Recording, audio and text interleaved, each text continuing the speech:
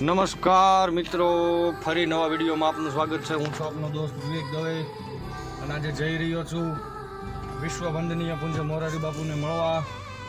બાપુ આવી રહ્યા છે અમારા મિત્રના ફાર્મ હાઉસ ઉપર. હું નીકળી ગયો છું આપણી ગાડી લઈને. તમે જોઈ શકો છો આ છે અમારા ધનપાલભાઈ. હા,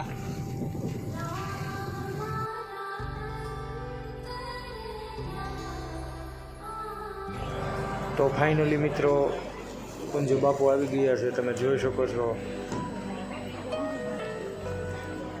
બાપુ ગાડીમાંથી ઉતરી ગયા છે. તો ચાલો જઈએ બાપુ સાથે થોડી વાર બેસીએ.